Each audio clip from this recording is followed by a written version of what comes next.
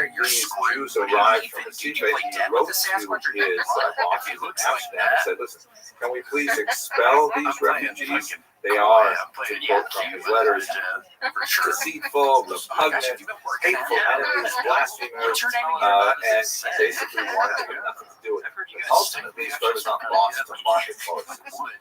Jews in Amsterdam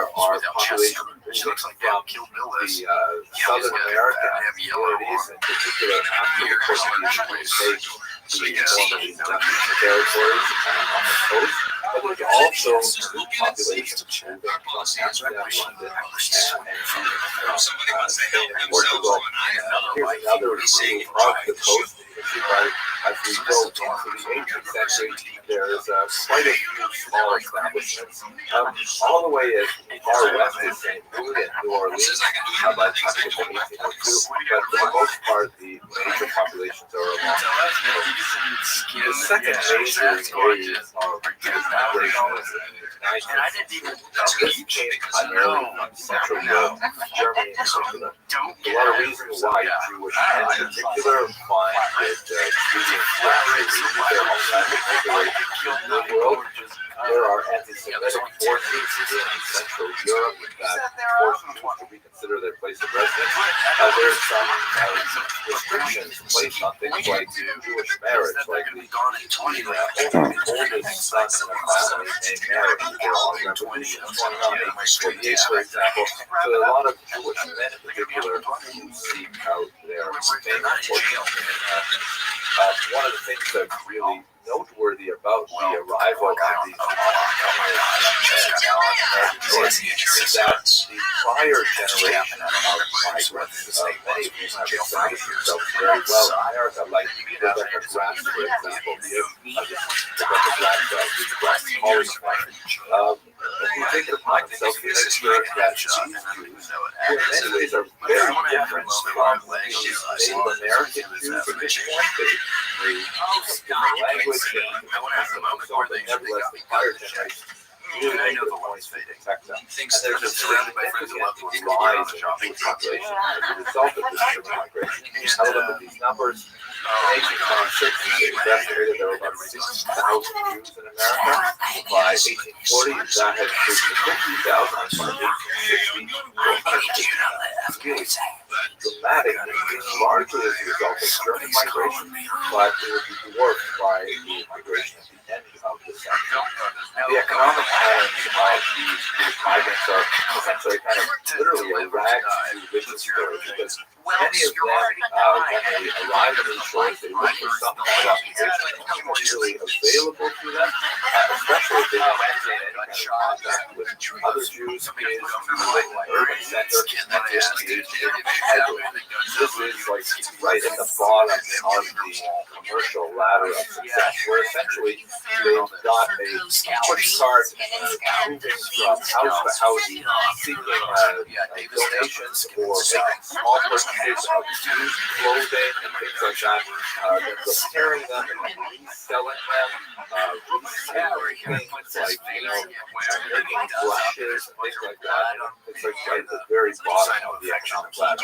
But with hard work and frugality, they may be able to graduate to opening a storefront where they'll engage in more of a niche economic activity with one particular kind of craft or sales, or as often happens when they move out west, and this is also the case with my own ancestors in Canada, is they'll open a general store in a developing semi-rural area, and kind of sell everything that anybody in town wants, and it'll be the beginnings of commerce and weddings or their location. And then, if they're really successful, they may graduate to a phenomenon that is developed in the 19th century with department store, like Macy's and things like that, where they will carry all kinds of things in a large one-stop shopping place that ultimately results in significant wealth. So the German Jews actually enjoyed a trajectory of significant economic development over the 19th century. In terms of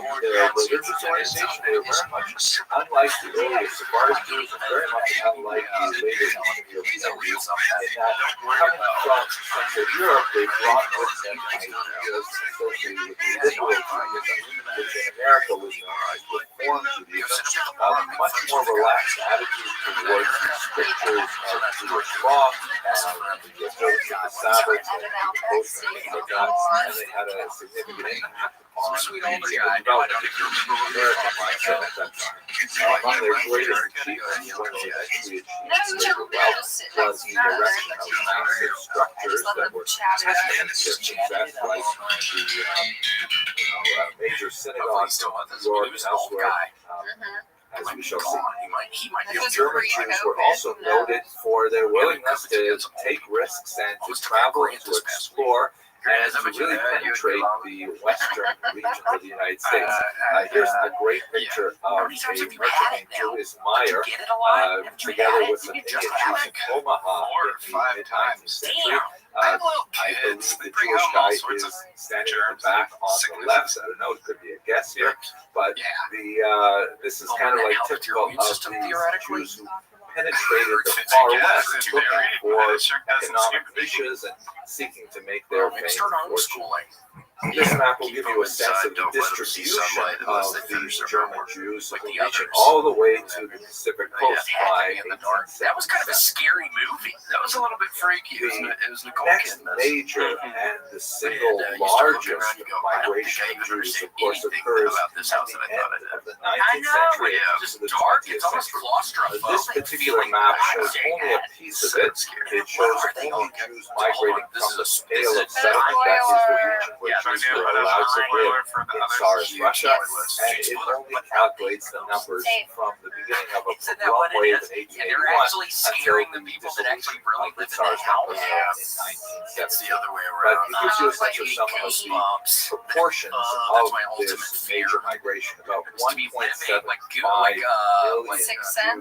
Jews seek to make their lives in the United States. About 70,000 Jews looking for universal health care decide to go to the civilized countries to the north, 111,000 to South America, about 250,000 to Western Europe in general, smaller numbers, 45,000 to both South Africa, and 45,000 to the experiment of Zionism in the Middle East and Israel, of course. And then 5,000 make their way to join the very tiny community that actually goes back to the colonial era in Australia.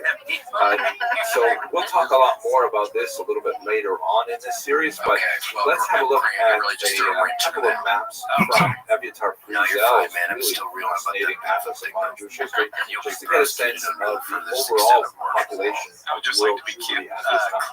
Here you see what world Jewry looked like, let's say in the year 1800. There are less than 1 million Jews around the world. About 70% of them live in Europe, and the rest are roughly evenly divided between North Africa and South America. I know. So it's hard to say you'd ever do something unless you're actually. You see that the population has overall grown significantly to 3.2 million Jews. But once again, Europe dominates with about 2.7 million. There are about 250,000 in North Africa and in Asia, which is basically the Ottoman Empire, but also in Central Asia at this point. The Americas has increased to about 10,000 by the time you get to here. And that's all the Americas, South America, Canada, Oceania, very small numbers still. By the time you get to the end of the 19th century, You're shooting the Sasquatch. now you've got about Casey, I was just thinking as you were describing that beautiful scene, how fast increase. those tires would And be much going, of how it has fast the shifted wheels would to be going. Eastern Europe. Because he's got Poland it and European Russia has the largest population, the largest and your countries wife's as well. screaming it. But there's also a dramatic cover your expansion of eyes. the Jews living in I'm the about U.S. to go and back to Canada, the old with movie. over 1 million by the time And then get out the gun and just start the rest of blasting. America I is about remember one time 35,000. So freaking this growing gives up, you a I was with sense my of brother Vance, how we were the leaving overall youth proportions group, are changing. and there were these Okay, brothers, we these will twins, spend much that were more the grade time later below on me, talking about that last and they migration. were in the, But for now, there I was also like want to 2 thank you lanes for on the watching. same way, and they were in short one video. lane and I'm in the other, I and I do see them, and I enjoy get out when my you BB subscribe gun I because had seeing those with like a numbers canister go in it, up so it was like a makes pretty me feel like, powerful wow, BB there's gun. It so was many kind more of the people CO2 who are enjoying canisters. Jewish And history I'm freaking as I out. do. They're in this lane, So I'm in this lane. please do I subscribe. fucking get And the gun, otherwise, and there's like a hope you have car a right great day. here. Thank you very much for I watching. get the gun. I fucking point it out the window. I shoot one time. Their whole glass busts, smashes open. The fucking car right here like slows way down, and then I just have to stop, and I had to buy their new window, obviously. But it was kind of exciting shooting out somebody's fucking window. How old are you? I don't know. I was driving, so I don't know, 16 or Hello 17. and welcome to another episode of Yeah, Jewish History. they're terrified. Oh my gosh! Yeah, they probably thought it was a real gun. Extremely important movement. Like, what happened to William? Why is he shooting Religious at history, social history, and the next What's going on? In fact, one of the ways that I find most Yeah, productive to look sometimes at it feels communism good is to, that like, it is really the first because I'll miss the modern rage religious of reform being movement. like, I know we have this term reform Yeah, like, Judaism sometimes that it feels good is just to the follow American the code. equivalent of what was Oh, called hell liberal yeah. Would you ever Judaism get a real gun? in If I could shoot Western it. Europe, but it's Yeah, other predated by places, the there's plenty of places you can shoot a gun here. very highly I've traditionalist never kind really of, fired a gun. I shot we call it yeah, with the shotgun. approach Yeah. to Judaism. It definitely was quite challenging. I was a bullseye. I was in the first row. That's one of the Casey I was doing. I swear to God, when I did it, it was so much fun. I was eating all the fucking things, and I was with my fucking friend Jordan one time. And we drove outside of Memphis. He had his family at some little farm or something somewhere, and we're shooting the shotgun a whole bunch without earplugs. So that's probably why I have tinnitus now when I wake up. Oh yeah, just from that day blasting that shotgun without any ear protection. Oh, it killed my ears. Oh, easily. And that's when we were driving on I-40 and Jordan does a fucking whip it. I'm like, dude, we're gonna die. And I have to grab the wheel. And he's like passing out as we're driving. Oh God. My buddy got a brain injury, and then this girl, I might have told us but she gave him, not a historian he in this got regard. home from the hospital, he was in Really did a ICU lot for to like a month, and then that day, we all go to visit him, and I opened the door, and he's doing whippets, and this girl, I let him do whippets. What? And he was in the ICU with a brain injury, yeah, like his head was like so swollen, we thought he was gonna die, and then, because he got in a car accident, okay, and then, yeah, this girl came over and was giving him not only whippets, damn air duster, so it's like even worse than whippets. Whippets are arguably cleaner than air duster. What his theology have changed over time historically. So look at the history itself. It's very important to understand the religion and He's a little stunted, but he's our friend. its Yeah, earliest for development sure. takes You have place to keep within the old Polish friends. I think it's Lithuanian going to keep old Commonwealth friends. and No, he's okay. chaotic He's, political I don't know. We're all context of that time, which What you a piece recall of shit the the region girl was was for devastated by kicking the up the Comiskey duster in uprising, the and then there ICU. is I know. Well, no. attempt This is like the day he got out of the ICU, but he just had a very quo, traumatic but brain injury. ultimately it's doomed to And he failure. was fishing out. It was making him fish out. 1772, the Polish Lithuanian Commonwealth is dismantled by its neighbors.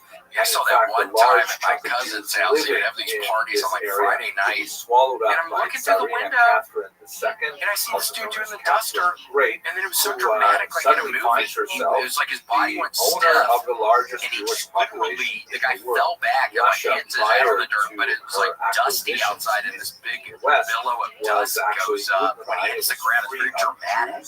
because they had been banned since 1479. Yeah, every once And all in of a a sudden, while, Catherine they II keep said, "Oh my gosh, I have all these tens of hundreds of thousands of Oh Jews living gosh, within I my saw some One of the horrible ways she video dealt where with this this was woman was by doing the establishing duster and like it tale froze her of fucking settlement, face, like which her is kind of mouth was all strange to use the term, frozen. but it basically Just means continuing to do region the of duster and settlement the where lips Jews are were gonna fall allowed off. to live. It had some changes to the borderlands of certain areas like Kiev were actually off limits for some time, even though they were in the interior of I the get on it for settlement. like my video And games. It's exceptional Jews wonderful. like People talk really about video game talented stuff. My doctors frugal male or fashion where very, I've very got like some successful sweaters. I enjoy could that. get I enjoy permission it for to live certain in things. St. It can be kind of Petersburg fun, but or yeah, it's Moscow, too much. It's but just this silly. It's tale just of people settlement doing is where the drugs. vast majority of Whether it be Jews out in live. public A or lot more to wherever, say it's about this just in one of my future favorites is some lectures. guy Anyway, who's just there in this like is the Florida, region, particularly and he's just in the sewer southern system. area of And some Mongolia, guy, Mongolia, it's like somehow recording, I guess, just on his phone, obviously, but it's like nighttime, and he has like a flashlight, and there's just this man,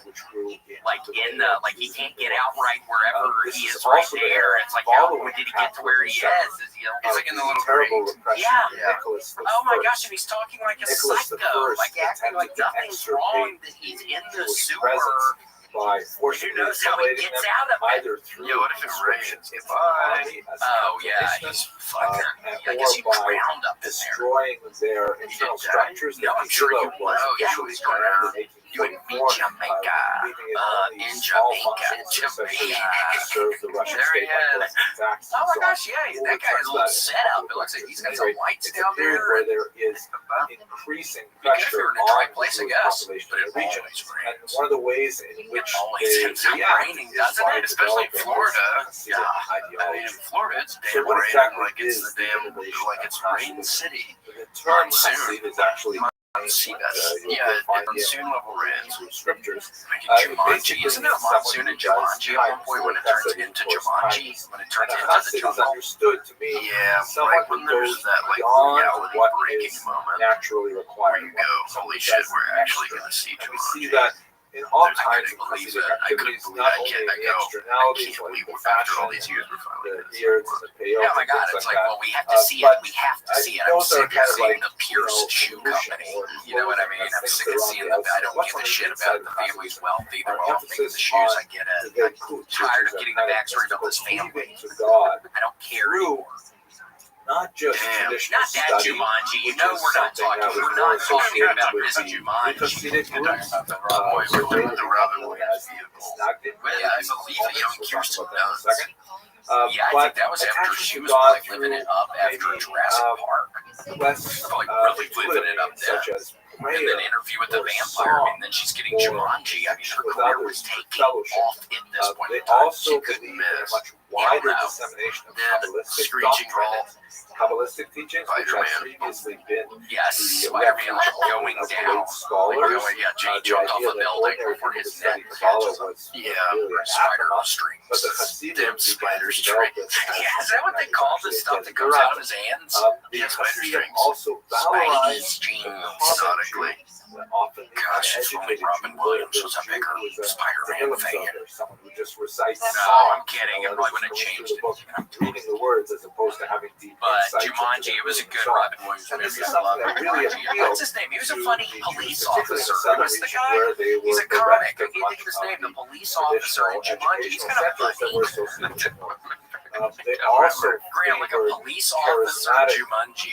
dynasties Jumanji. of leaders, David Allen Greer. which Yeah, were David Allen unlike Greer. It was a fun cameo in that appointed one. court I rabbis love who were often And given then he's those in the movie. positions. I know as the they monkeys end up essentially stealing his buy police them cruiser. from the I noblemen. hate that. This was part of the last decaying elements of the Jewish community under the course of reign of Chachma that thoroughly corrupted the rabbinate in Isn't that what certain it is? I areas. think it's a pure shoe Local factory. Hasidic Yeah, they leaders left an impression for some reason. did not necessarily have any official claim to authority, but nevertheless garnered the confidence of the I feel population like I should as know being more about truly Jumanji. interested in their It's spiritual been a while. welfare. Maybe I should watch Gathered around Maybe we could all themselves watch kind of like Jumanji at your disciple house, Grant. circles of Yeah, so I come over. followers ever who seen are not necessarily, heavily learned and I so think on, they've but seen the others new were one. deeply I don't think they've sincere, seen the and proper they one. infused Whose the fault is idea that? of Judaism with much more passion Yay! and much You think more that was their choice? enthusiasm than Yeah, you don't think they'd rather see this one? somewhat desiccated version that focused on the Not for us arcane to- study of the Yeah, Talmud, man. more No, that's a associated little with more sick. You'd asking us. It's like we're not stepping into that trap. We're not heroes stepping of into that that time minefield. was Are you Israel kidding? ben Eliezer, Yeah. who was That's a known damn as glue the trap. Baal Shem I think they're Tov. called So a couple of Parrish. words about him. Parrish shoes. Alan Parrish was another kid saying About Oh, him Parrish. from What was I works that calling were her? Or you considered Pierce. after his Pierce. Okay, I lifetime, got the P but right. we Okay, know sorry. something of the Great. context Yeah, in which he was active. Yeah, that's the second time you've really did it. Embarrassing People were rabbit wandering around the southern part, another. particularly Yeah, when I known as just get there Ballet and put Shem. his other It's literally book. masters Yeah, of please do. the You've already name. got me twice The pretty name, good of course, today. refers to I can't the name remember of the first God. time now this is happening. And this was I kind of could've like a left if people didn't. popular You term could've that was Photoshop associated with people who Pierce it to there or literally something. made You're gonna help. amulets. You're gonna help One of me the instead of scholars was hurting me curious right now. That definitely clearly is, says Parrish. Yes, it was calling, wrong. Yeah, sorry. I was trying to shake Western Shakespeare I don't- in his youth when we first Okay, met. just really quickly, Some like of the as we are running out of remarkable time finds, here. That's the library there of 18th I don't- century Picasso. What is the thing with the shoes? I don't remember anything about shoes. Books from the The time. factory. What a Research on factory. people like Hillel Well, that's all Rothschild, messed who up. were like, Casey, that's one of the parts at the end where he actually doesn't he go back in time and he does the thing where he doesn't put the shoe on the conveyor belt because he does that and it makes name. David Allen Greer Not get all of fired these from his amulet job makers were especially reputable. because he Some of them sabotages were David Allen charlatans. Greer. He puts And a Israel sneaker on the. Ben-Eliezer I don't remember really what that has to do with anything. That happens in the parent suit factory. for being They get all their money. The miracle families worker, but were also wealthy a from very pair of shoes. insightful teacher of And that's where Judaism, Robin Williams, I think he's living up there later on. and so on. And so He's it was living there. associated with Or some the name guy is now he's Baal not Shem Robin Tov, Williams. the good Baal Shem. Some of the other Baal I Shem don't really know anything about good. Jumanji. Um, I forget. The fact that we only have sources about him that were written quite a bit later does not diminish the fact that he If was he an got actual snuffed, person, sucked has been inside. Yes, he was identified parish family. exhaustively Oh, by I born to the Parish family, very well-to-do family, and then they find that wrote an amazing book Jumanji came, and they early never should have biography of the opened Baal that Shem thing based on because he got stuck in it. He secular was sources, stuck in Polish Jumanji. It was a sources whole found can of worms, man. And I'll tax tell you records this, that they should know. specifically referred to You have to the know Baal Shem the Tov game. living in Yeshiva. It gives a lot And it's more impossible when your house is turned into a notion to jungle. this teacher, who among other things is 1,000%. And then the end, well, it's really like a still horror movie because provides at the end it clear, shows it washed up on clean some water beach to somewhere in this some day. souls So in we South get this America or idea somewhere. Find it. from the writings of his followers and from the Yeah, it kills people. Like, see, that's where the shoe got in the conveyor belt. was a person who lived in That's what caused David Allen Greer to get fired from the Pearson factory. catered to the spiritual requests of his followers, and actually began this really important movement Tough that break, we'll but that's what discuss happened to the shoe further factory. in the next one. It's a cutthroat industry. Thank you very much for You have to be watching. really fast when you're inspecting the shoes. Oh my Subscribe. gosh. It's like I love disgusting. seeing the numbers of I hate students to where wear it's increased. What And, is, I hate It's those nice to shoes. know that we'll I have some mean, kind of an internet-based relationship. Those are bad. Have an excellent Yeah, day. we were like, those are cool. Was it Clay? Was it Clay? Clay? Make it out of clay. Clay? What is it? These are a polymer resin. I remember I had a buddy named Clay. I can't remember his last name, but it was when we were tiny little boys, and he had an older sister. And the older sister came into the room, and we were like playing with toys. And I remember Clay got up on his bed, Hello and welcome to another did his episode butthole of open, and was like Jewish History farting Lab. at the So we sister. talked in the last video a That's little not bit about the normal. origins of Hasidism. Just One bare of the bare butthole at his sister. Yeah, is that's a tough one. by looking Yes, at so the how do you do with that? How am I supposed to do with And that? this is a movement Clay. which coalesced around Clay, I can't even think of his last rabbis, name now. He knows if he's still around, if he's pulling that kind of crap at what, 6, these prisoner people orders. ultimately Yep. became known Up as and down the in town. Nazi. Politics. Nazis.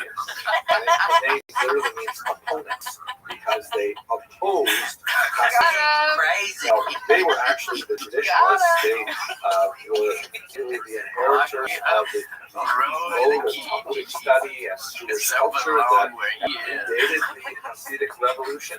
And in their reaction to Hasidism, they further defined themselves, but what's fascinating is they were also defined by the Hasidism as well. So let's just try to understand what are the main differences between Hasidism and No, I'm kidding. and, you know, there's a lot to say about the It's never fashion, what some people would call the Yarmul culture. I get it, Yarmul culture. But 95% of the issues, Hasidim and Misnagdim are exactly the same.